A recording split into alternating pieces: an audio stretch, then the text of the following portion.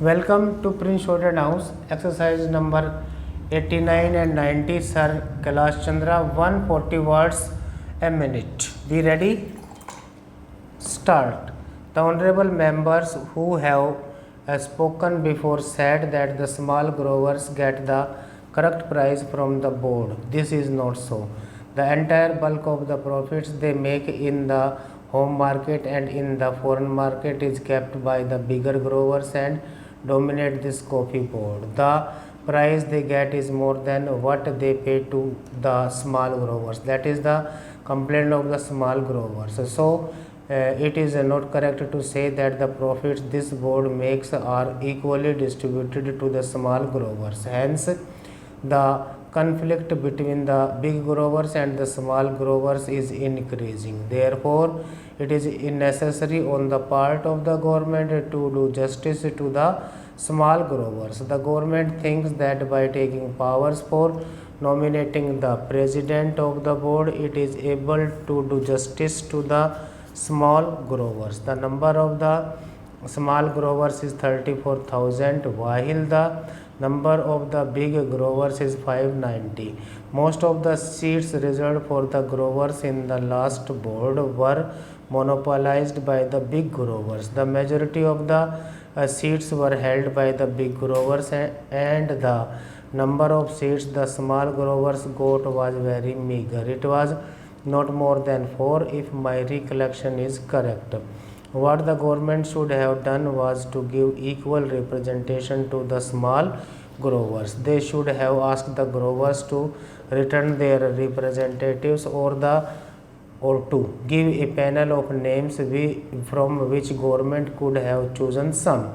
The choice of the representatives should have been left to the respective organizations. If there was no organization for the small growers, government should have asked them to organize one separately and then send in their representatives. Our friends said that the representatives of the small growers were there on the existing board. It is true, but I know the practice of these big growers or big industrialists having given membership to the smaller fry on their organizations. They don't allow them to express themselves. The chairman or the man who holds sway of the board sees to it that all the members agree to what he dictates. That is the practice in these associations. We know that. So, it is better to have a separate organization for the small growers and ask them to submit their panel of names to represent them on the board. Representation on the board should not be governed by the number of acres owned and the amount of capital invested, but by the number of growers. If this principle is adopted, the bigger growers will not be able to run away with what they want. In this connection, I would also say that instead of nominating the president, the government should do this. The government should ask the respective organizations of the big growers, the small growers, labor and the consumers to send in the names of these representatives and then included members of parliament.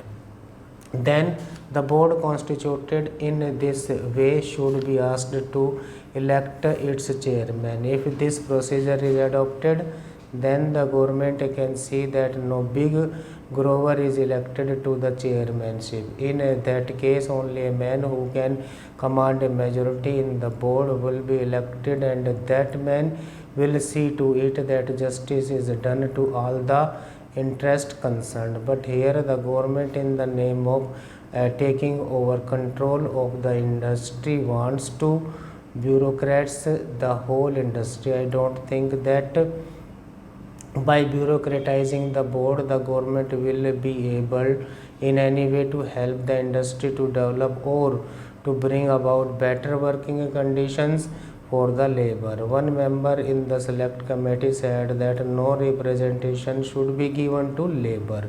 That is the attitude of the growers.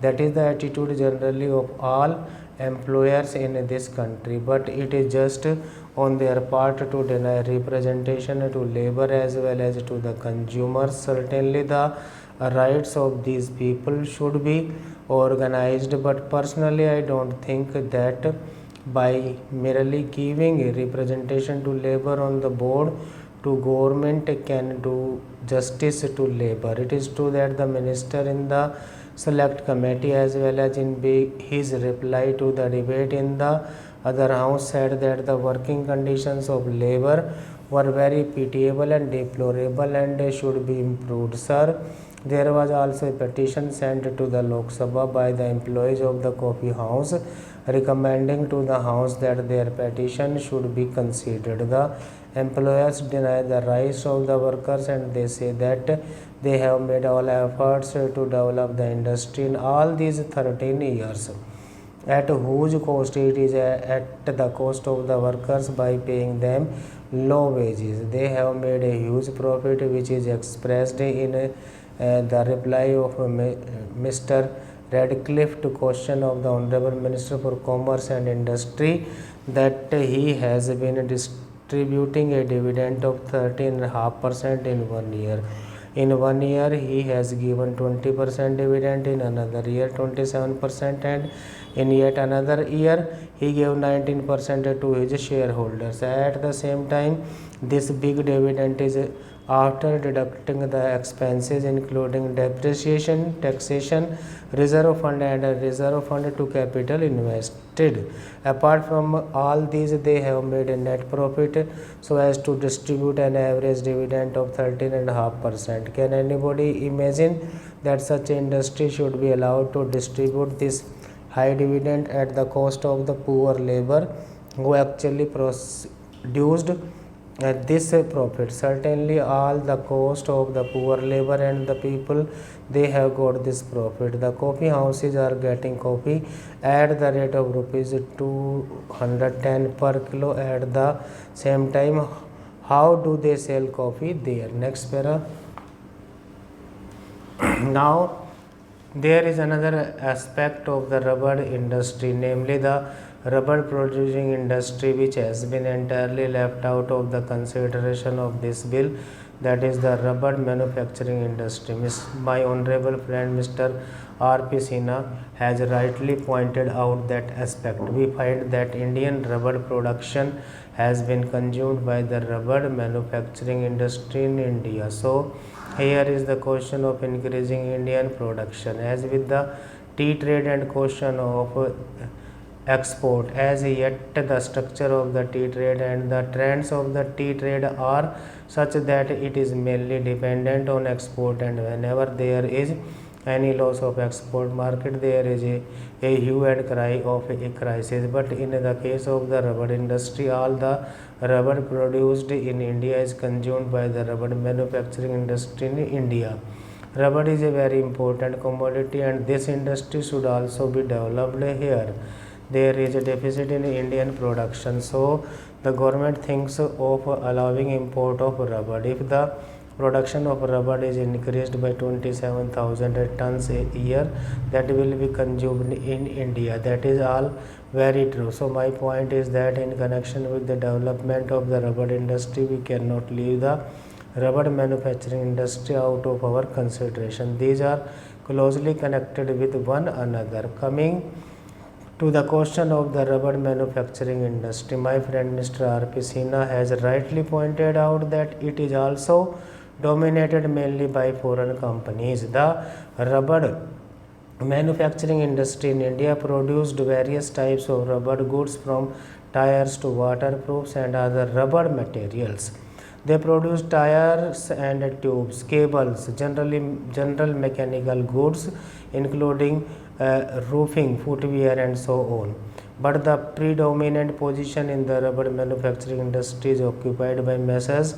Dunlop Rubber Company, Messrs. Firestone Tire and Rubber Company, Bata India, etc. And from the figures which have been given in the report of the Indian Tariff Board, it is seen that the average total consumption of rubber is distributed among a large number of small industries. Here also the question that arises is this: How should we treat these concerns, these big gigantic concerns? Sir, I have not studied the condition of labor in these industries of Messrs.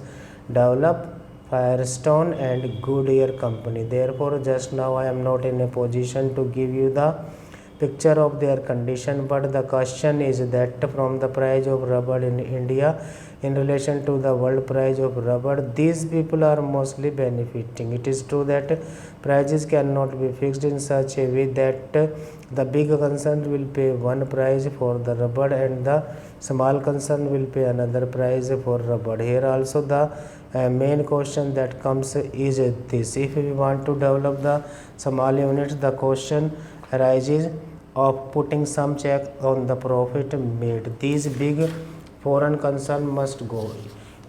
It is they who are taking all the advantage of the present position in India. About that aspect, I find that there has been no mention in the bill and there was no indication in the speech of the Honorable Minister for Commerce. Then lastly, I would like to say that here also the government has taken the power to appoint the chairman and is going to reconstitute the board. The same remarks which I made in connection with the chairman of the coffee board are valid here. If it is the intention of the government to break the domination of the foreign rubber growers or big rubber growers in the rubber board, I think it will be circulated to honorable members later on. Let there not be any foreign representation on the board. If the government is not prepared to accept that suggestion, then also it can take certain other minimum steps. It can increase the representation of small growers, it can increase the representation of labor. The representation of small growers has been increased by 1, but the representation of labor should be increased. I do not suggest that the number now. In this manner, if the government thinks that the reconstitution of the rubber board is essentially necessary in order to exercise its powers for the development of the rubber industry, then the reconstitution should be on proper lines, not simply by having a nominated chairman, not simply by indulging in eyewash activities. The government should do everything to check the big foreign interest and big growers. Mr. Vice Chairman, as has been pointed out, we have a series of similar bills. Rubber is a cash crop and therefore I think the government should be very careful to see that in fixing the price of rubber, the price of the manufactured articles is borne in mind. The honorable member who preceded me has pointed out that the rubber manufacturers are mostly foreign firms and the figures that he has given are really staggering. It has been pointed out that during the last 10 or 12 years the profits distributed are 350%, and that means the original 1 crore of rupees have received 3.5 crores of rupees as profit. It has also been pointed out that 1 crore of rupees have become 2 crores of rupees by means of bonus shares, and the market price of the shares of 2 crores of rupees is nearly 7 crores of the rupees.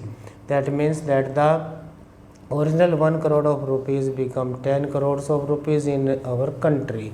The foreigners are multiplying their profit. They are expanding their industries and getting a stronghold on our economy. The honorable member of this house give protection. They want Indian industry to develop, but the advantage of this protection is taken by the foreigners. They set up factories in our country, and if at all some money is brought from outside, it multiplies tenfold. Stop.